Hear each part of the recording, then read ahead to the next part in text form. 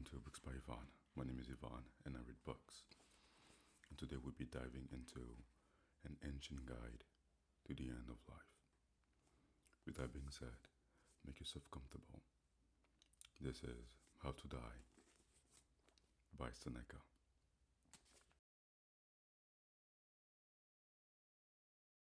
Have no regrets. In his earliest surviving work, The Consolation to Marcia, Seneca took on the stern challenge of convincing a mother not to be grieved by the loss of a son. In this and other works, Seneca insists, using various arguments, that the value we place on length of life and no sense that something has been lost when life is cut short are fundamentally mistaken. He died too soon, still a youth. Suppose he had still had ahead of him. Well, reckon up the longest that's allowed to a human being to keep going. How long is it? We are born into the briefest space of time, soon to make way for the next arrivals. Am I speaking only of our lifespans, which, we know, roll on with incredible speed? Consider the ages of cities. You'll see how even the ones that take pride in their antiquities have stood only a short time. All human affairs are short, transitory, bounded in a negligible space of endless time. We consider this earth, with its city, people, and rivers enclosed by a circle of sea, as a tiny dot if it's compared with all of time. Time that stretches out longer than the world, especially since the world's age is redoubled so many times within its span. What difference does it make to extend something if the amount of added time is little more than nothing? There's only one way we can say that the life we live is long, if it is enough. You can name for me vigorous men whose old age has become legendary. You can count up their sets of 110 years. When you let your mind roam across all of time, there's no difference between the longest and the shortest life. If you survey how long a person lived and compared it with how long he didn't live. To Marcia, 21.1 to 3. In the 4 epistles below, each presented mostly or wholly complete, Seneca strives to convince his readers that life should be measured by quality, not quantity, and that prolongation of life is not desirable in and of itself. This point, so clear-cut yet so difficult to embrace, is fundamental to his philosophy. Other kinds of enjoyment or physical experience have a natural terminus, a point at which we are content to have them cease. We should strive to reach a similar satiety of living, as Seneca claims that he himself has done. Dear Lucilius, let's cease to want what we wanted. For my part, I arranged things such as being an old man. I don't want the same thing I did as a child. My days have this one goal, as do my nights. This is my task and my study. To put an end to old evils, I make it so that my day is a small version of my whole life. I don't, by Hercules, grab at it as though it were my last one. Indeed, I'm writing this letter now as though death were coming to call for me in the very midst of writing it. I'm ready to depart. enjoy my life thus far because I don't spend too much time measuring how long all this will remain. Before I became old, I took care to live well. In old age, I take care to die well. And dying well means dying willingly. Let's compose our minds such that we want whatever the situation demands. And in particular, that we contemplate our end without sadness. We must prepare for death before life. Our life is well furnished, yet we are greedy for its furnishing. Something always seems to be lacking, and always will. It's not years nor days, but the mind that determines that we've lived enough. I, my dear Lucilus, have lived as much as is enough.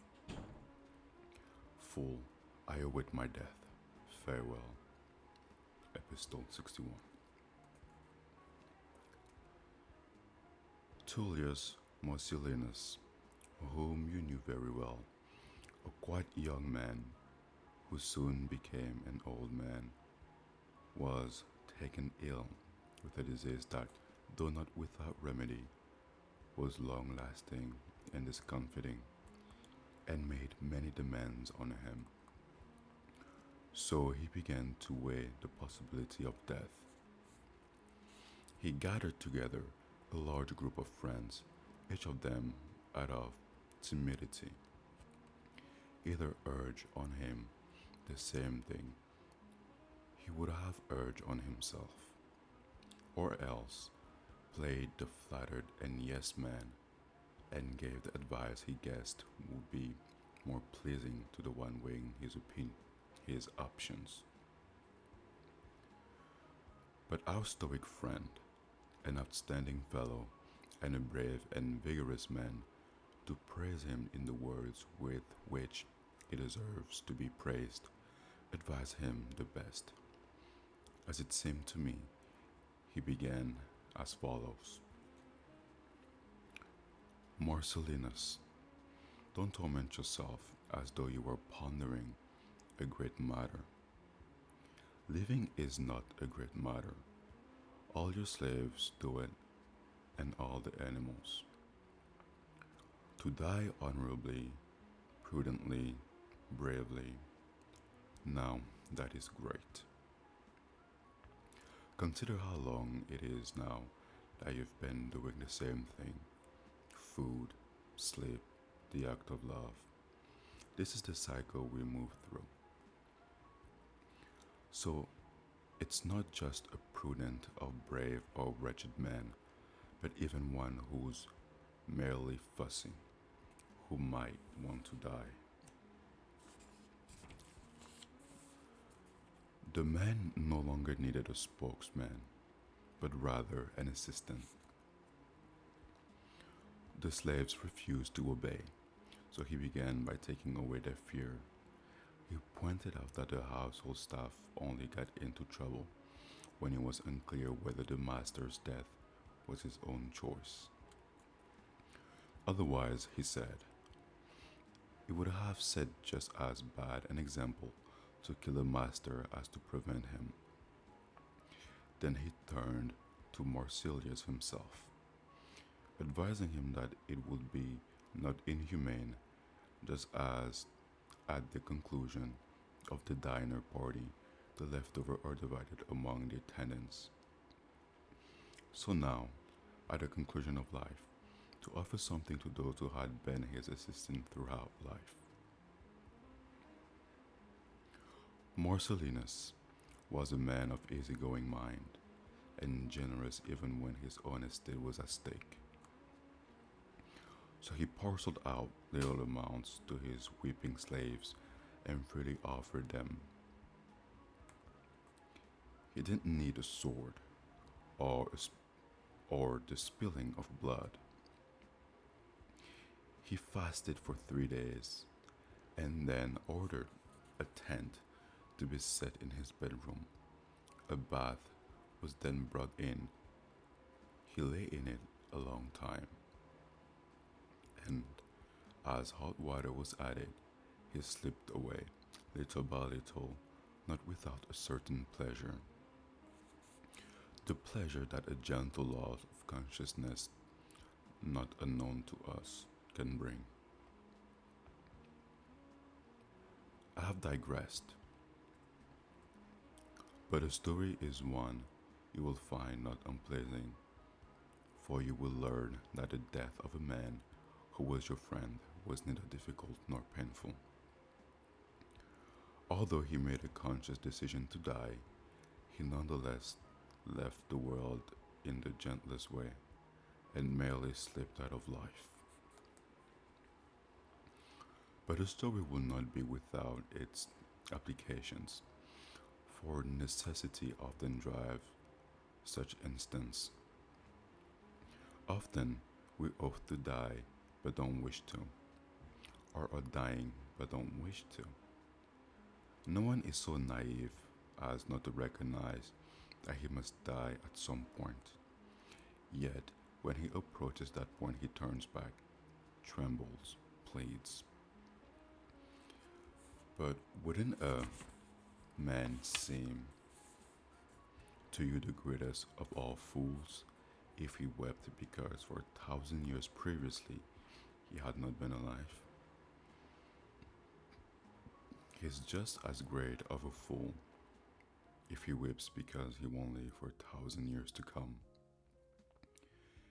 It's just the same. You won't exist just as you didn't exist. Neither past nor future is yours. You were thrust into this believed moment. You were thrust into this brief moment. How long will you prolong it? Why weep? What are you looking for? Your efforts are wasted. Stop hoping to bend the fates of the gods by prayer. Those fates are determined and fixed, guided by a great and eternal necessity. You'll go to the same place that all go. What's so strange about that? You were born under this law. It happened to your father, your mother, your ancestor, everyone before you, everyone after you. An unbreakable sequence which no effort can alter, binds and throws all things. How great a throng of those yet to die would follow your footsteps. How great a crowd would accompany you. You would bear up more bravely, I imagine, if many thousand of things were dying along with you. In fact, many thousands, both men and animals, are giving up the ghost in all kinds of ways at the very moment when you are hesitant to die. Don't you think you're going to arrive nowadays? Don't you think you're going to arrive someday where you were always headed? No journey is without an end point. Do you suppose I'm now going to recount the examples of great men? I'll tell you the youths instead. There's that Spartan whom legend tells of, still a boy, who, when captured by enemies, shouted in his native Doric dialect, "I won't be a slave," and then made good on his word. The first time he was ordered to perform a slavish and demeaning task, he was told to bring the chamber pot. He broke his skull by dashing against a wall. That's how near at hand freedom is. So should anyone be a slave? Wouldn't you rather your son die like that than live to old age through inactions? Why then are you troubled when dying bravely is a task even for boys? Let's say you refuse to follow. You'll be led against your will. So make your own the rules that belong to another power. You won't take up the boy's attitude and say, I am no slave. You poor man, you are a slave to people, to things, to life. For a life lived without account, for a life lived without the courage to die, is slavery.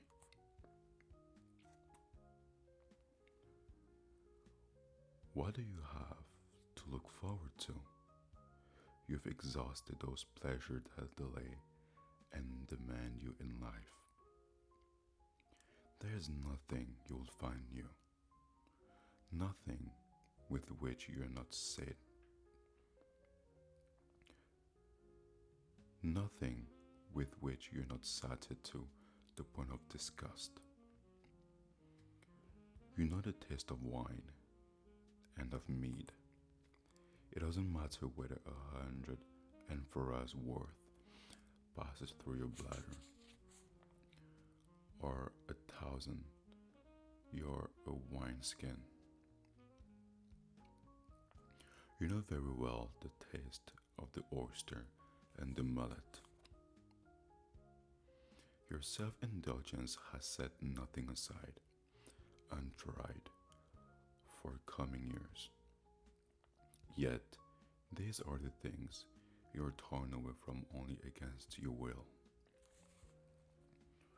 What else is there that you might be pained to see thrown away from you?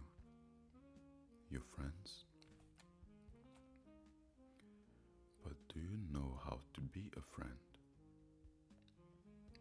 Your country? Do you value that highly enough to postpone your dinner for? The sunlight? You'd snuff that out if you could. For what have you ever done that's worthy of light? Admit it, it's not the yearning for the Senate House, or for the Forum, or even for the natural world that makes you reluctant to die. It's the grocery market you leave behind unwillingly. A place from which you've left nothing behind. You fear death, but look how you scorn it. Admit your banquet of mushrooms. You want to live, but do you know how? You're afraid to die. Why is that? Isn't this life as yours as death? Isn't this life of yours a death?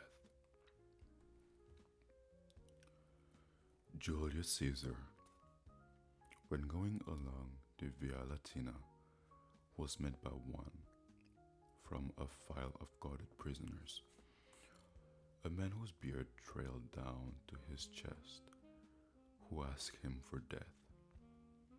So you're leaving now, Caesar said. That's how we must respond to those whom death is coming to aid. You're afraid to die, but you're leaving now. But I want to die, the man says. I'm doing honorable things. I don't want to leave behind the duties of life, which I'm carrying out faithfully and diligently. What do you not realize that dying, too, is one of those duties of life? You're not abandoning any duty. There's no set number of days, no limit you have to reach. There's no life that's not short. If you examine the nature of things, even the life of Nestor is short, or that of Setia, who ordered inscribed on her tombstone that she had lived 99 years. You see in her someone glorifying in a long old age. But who could have endured her if she had filled out a full century? Just as with storytelling, so with life, it's important how well it is done, not how long. It doesn't matter at what point you call a halt. It doesn't stop wherever you like. Only put a good closer on it. Farewell. Episode 77.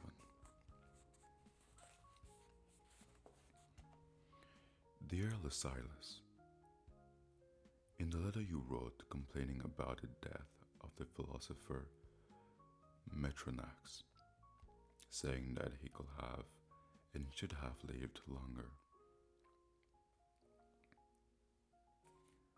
I missed the even disposition you have in abundance in every matter and toward every person, but like in this one matter, just as everyone likes it. I've seen many who kept a calm mind when facing human beings, but none who did so facing gods. Instead, we berate fate every day.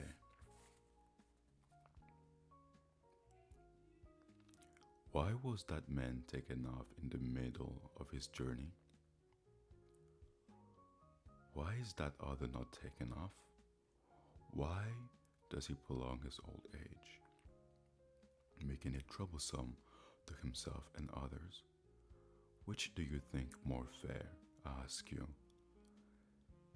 That you obey nature, or that nature obey you? What difference does it make how fast you depart a place that must, without a doubt, be departed? We ought to take care that we live not a long time, but enough.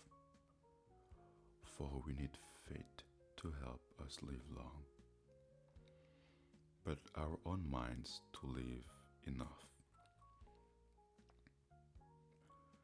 Life is long if it is full, and it gets filled when the mind returns its own good to itself and passes over into control of itself.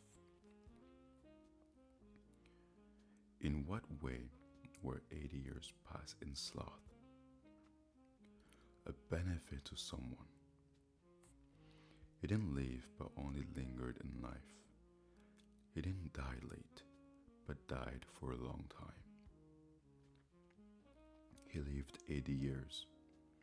Yes, but it matters up to what point of death you're counting. He died in his prime. Yes, but he had carried out the duties of a good citizen, a good friend, and a good son. He lacked nothing in any of these paths. His lifetime was cut short, but his life was completed. He lived for 80 years. No, he merely was for 80 years, unless you say he lived. In the same way we say that trees live. As for myself, I wouldn't refuse the addition of more years. But if my span of life is cut short, I will say that I lacked nothing that would render that life happy. I did not prepare for that far-off day that my greedy hopes had promised would be my last, but rather I regarded every day as though it were my last.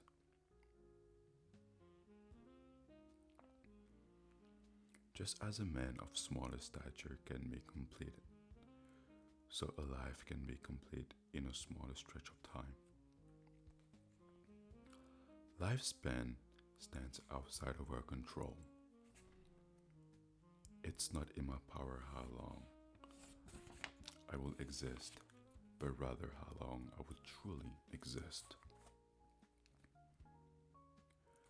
Demand this of me,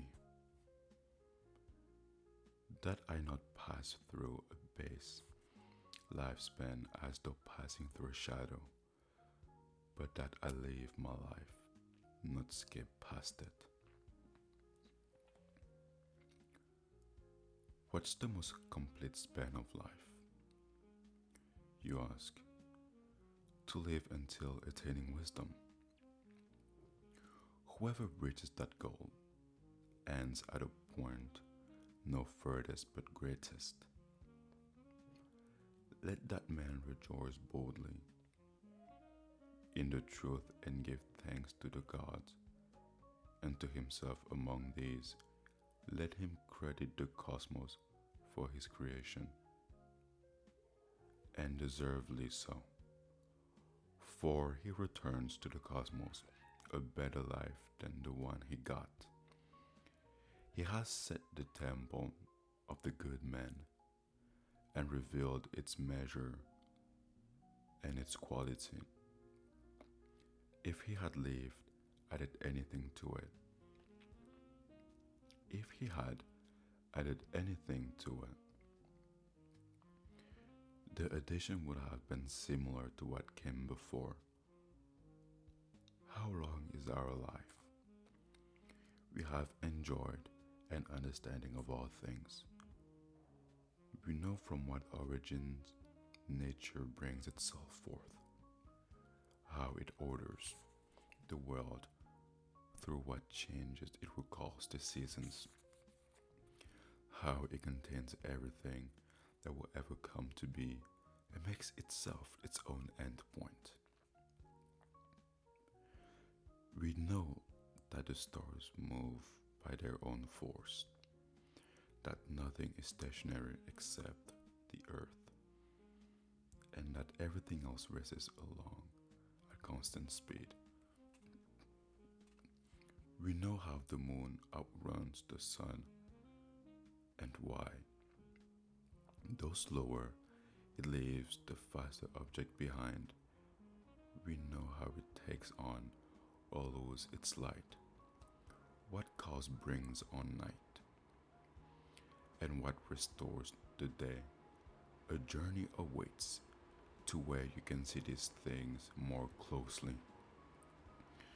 The wise man says, "It's not for this that I depart with greater courage, that I think I have a clear path towards my goal. I deserve to be admitted to their company, and I have already been among them. I have been sent my mind there. I have sent my mind there, and they have sent theirs to me. But supposing I am destroyed, and that nothing of my human nature remains after death, I possess a great mind nonetheless, even if it's not going anywhere when I depart. Surely you don't think the man happier who died on the last day of the games than he who died in the middle.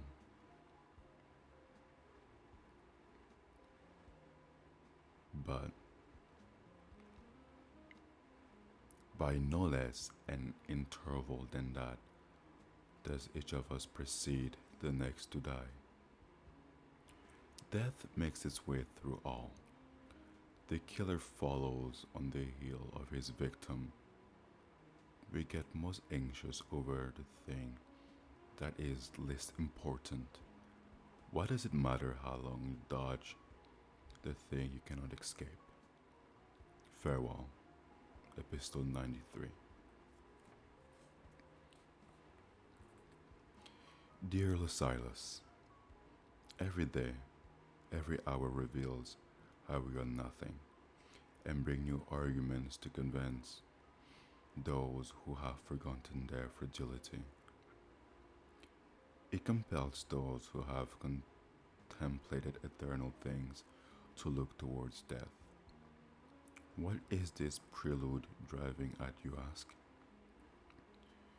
You once knew Cornelius Senecio, an illustrious and dutiful Roman knight.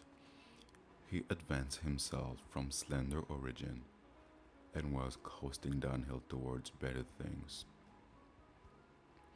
Wealth also tends to linger a long time in poverty realm and hang on there even while it is struggling out. But Senecio was on the point of gaining riches, led there by two very effective things. Expertise is getting wealth and in managing it. Either one might have made him rich. This man of highest thriftedness, who cared for his physical health no less than for his estate, after coming to see me in the morning, as was his habit, and then sitting by the side of a suffering terminally ill friend all day, and with a greater dejection into the night, and then taking a cheerful meal was seized by a sudden attack of ill health, angina, and barely kept breathing through choked airways until the dawn. Thus, only a few short hours after he had carried out the duties of a sound and healthy man, he was dead. He was taken off, a man who was managing business on both land and sea, who had made a start in civic affair and let no source of revenue untapped. At a consummate moment of good fortune, at the flood tide of incoming wealth.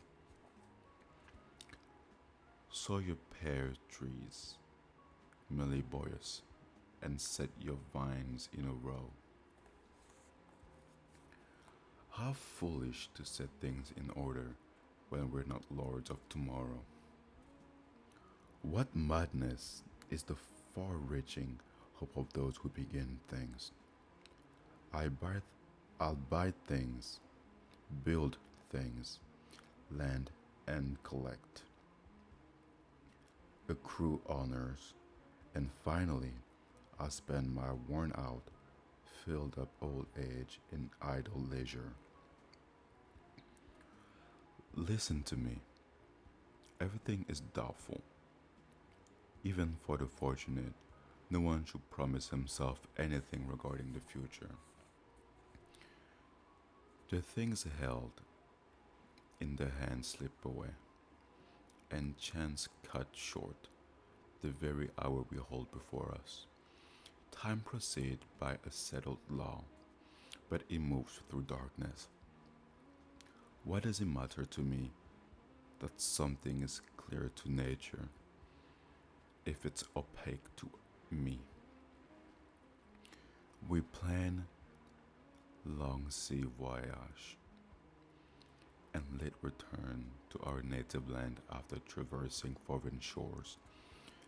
Military campaign and the slow payoff of building fortifications, governorship, and attainment of one office after another. Meanwhile, death stands by our side. And since death is never contemplated except as another fate, instance of morality, piled up before us, but don't abide any longer than our astonishment at them. But what could be more foolish than the marvel that something would happen on a certain day when it could happen on any day? Our endpoint is fixed. where the inescapable necessity of the fate has planted it. But none of us knows how far off from the end point of course lies. Therefore, let's shape our mind as though we'd arrive at the last lap. Make a haste to live, Lucilus, and think each of your days to be an individual life. The man who accustomed himself to this way of thought, for whom life is complete each day, is free of worry. But to those who live for hope, each moment as it draws near slips away, and it stills greediness and the things most wretched and cause all of most wretched things, the fear of death. Thence come what most the best prayer of Messina, in which he accepts weakness and disfigurement and the freshly sharpened stakes of the cross, so long as among these evils he is spared the breath of life. Make my hand feeble, make my foot feeble. Give me a swelling hunchback, knock out my loosening teeth. As long as life remains, it's fine.